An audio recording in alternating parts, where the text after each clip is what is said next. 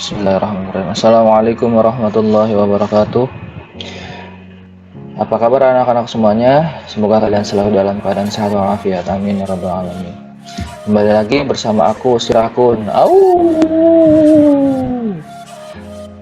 Pada kesempatan kali ini kita akan sama-sama belajar tema 7, subtema 3, pembelajaran 3. Namun alangkah lebih baiknya sebelum kita memulai pembelajaran, marilah kita sama-sama berdoa menurut agama dan kepercayaannya masing-masing, agar kalian diberikan kemudahan dalam menerima materi yang akan disampaikan nanti.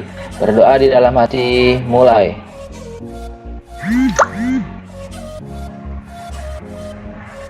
Berdoa selesai. Alhamdulillah. Namun sebelum kalian menyimak materi pembelajaran, alangkah lebih baiknya kalian menyiapkan buku dan alat tulis kalian agar kalian mudah dalam mencatat materi pembelajaran nanti. Dan juga terus dukung channel ini dengan cara klik tombol subscribe, like, share, dan komen. Terima kasih. Bermain di kebun sekolah. Saat istirahat, Siti dan teman-temannya bermain di kebun sekolah. Di kebun sekolah terdapat tanaman obat keluarga atau toga. Siti duduk di kursi sekitar kebun sekolah. Mereka membaca buku cerita sambil menikmati keindahan kebun. Di kebun tampak kupu-kupu sedang terbang di antara tanaman. Dayu menyukai buku cerita binatang. Marilah kita sama-sama simak dongeng fabel yang berjudul Kupu-kupu yang Berhati Mulia.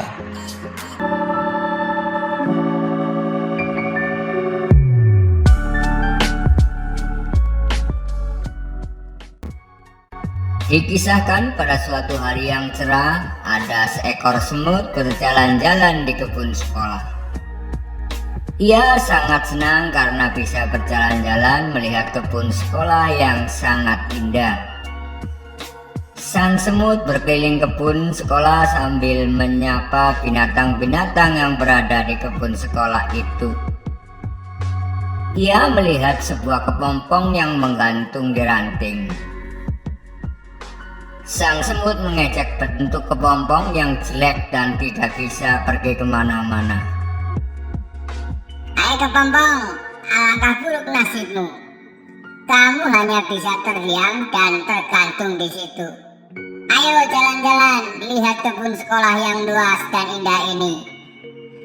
Bagaimana nasibmu bila ranting itu patah? Kepompong itu hanya terdiam.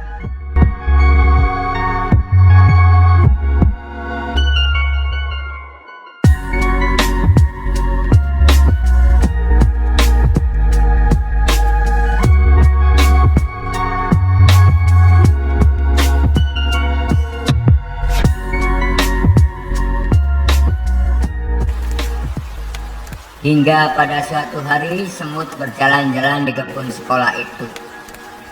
Karena hujan, kebun sekolah itu dipenuhi lumpur sehingga semut pun tergelincir dan jatuh ke lumpur. Semut itu jatuh. Semut itu berteriak minta tolong sekencang mungkin. Tolong bantu aku mau tenggelam. Tolong aku.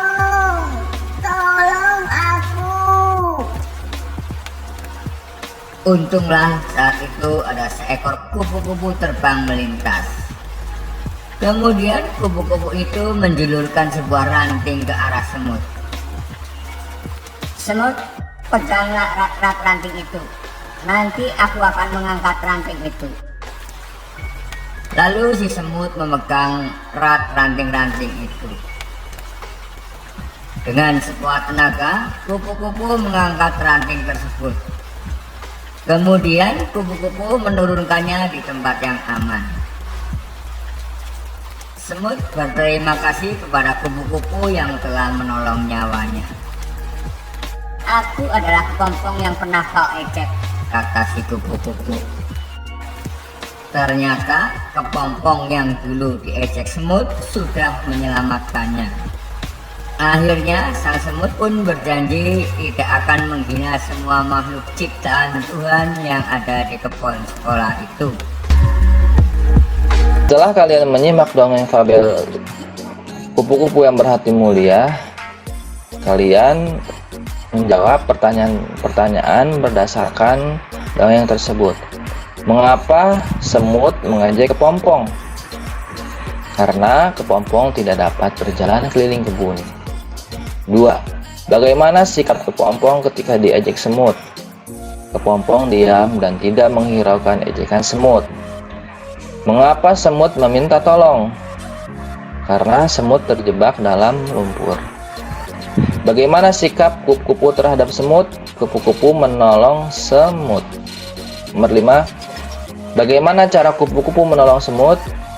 Kupu-kupu menyuruh semut memegang ranting, kemudian kupu-kupu membawa ranting terbang. 6. Setelah kupu-kupu menolong semut, apakah yang diucapkan oleh semut kepada kupu-kupu? Ucapan terima kasih. 7.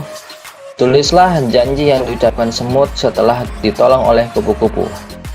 Semut berjanji tidak akan menghina semua makhluk ciptaan Tuhan yang ada di kebun sekolah itu. Nah, itulah pertanyaan-pertanyaan berdasarkan dongeng kupu-kupu yang berhati mulia. Sebelum bermain ke kebun sekolah, Siti dan teman-temannya pergi ke perpustakaan terlebih dahulu. Mereka gemar meminjam buku cerita. Siti membaca buku cerita di sekitar kebun sekolah. Di meja perpustakaan terdapat tumpukan buku. Ada yang terdapat 2 buku, ada yang berisi 3 buku, ada yang berisi 4 buku. Nah, ayo perhatikan beberapa tumpukan buku berikut. Buku yang berdiri dapat dinyatakan dengan pecahan. Kita lihat pada gambar di sini ada 1 buku yang berdiri dari 2 bagian, maka dapat dinyatakan dengan pecahan 1/2. Selanjutnya, buku warna merah dari tumpukan buku di samping dapat dinyatakan dengan pecahan. Kita lihat ada 1 buku yang berwarna merah, dari jumlah keseluruhannya ada 1, 2, 3, 4, ada 4. 1 dari 4 bagian, maka dapat dinyatakan dengan pecahan 1/4. Buku yang memiliki pita dari kumpulan buku di samping dapat dinyatakan dengan pecahan. Kita lihat di sini ada 1 buku yang memiliki pita dari jumlah keseluruhannya 2. 1 dari 2 bagian yang memiliki pita, maka dapat dinyatakan dengan pecahan 1/2. Buku yang memiliki pita dari kumpulan buku di samping dapat dinyatakan dengan pecahan. Kita lihat di sini ada 1 buku yang memiliki pita dari 3 buku jumlah keseluruhannya, maka dapat dinyatakan dengan pecahan 1/3. Siti mengambil salah 1 buku dari kumpulan buku di samping. Buku yang diambil Siti dari kumpulan di samping dapat dinyatakan dengan pecahan. Nah, di sini ada 3 buku. Siti mengambil salah 1 dari 3 ini, maka dapat dinyatakan dengan pecahan 1/3. Ayo berlatih. Pada setiap tumpukan buku paling atas bertanda X. Pasangkanlah bilangan pecahan yang sesuai dengan pecahan yang menunjukkan banyak buku yang bertanda X pada tumpukan buku berikut. Yang menunjukkan 1/2. Kira-kira yang mana ya yang bertanda X? Oh, yang ini. Di sini ada 2 buku dan 1 buku diberi tanda X, maka ini dapat dinyatakan dengan pecahan 1/2. Terus selanjutnya yang menyatakan pecahan 1/3, kita lihat, oh ini ada 1 di atas. Ini ada 3 buku, kemudian 1 buku diberi tanda X, maka ini dapat dinyatakan dengan pecahan 1/3. Selanjutnya yang nomor selanjutnya 1/4. Tumpukan buku mana yang menunjukkan pecahan 1/4? Nah, ini ada 4 buku, kemudian 1 buku diberi tanda X, maka ini menunjukkan pecahan 1/4. Nah, demikianlah materi yang bisa disampaikan pada kesempatan kali ini. Mudah-mudahan kalian bisa memahami materi yang disampaikan. Intinya pada kesempatan kali ini kalian sudah sama-sama belajar mengenai dongeng fabel yang berjudul Kupu-kupu yang Berhati Mulia. Di sana kalian bisa menemukan banyak sekali kata sapaan yang digunakan. Dan juga kalian sudah belajar matematika tentang pecahan.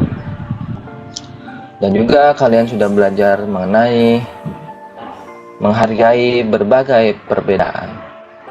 Sampai bertemu kembali di pertemuan selanjutnya bersama aku, si Rakun. Wassalamualaikum warahmatullahi wabarakatuh.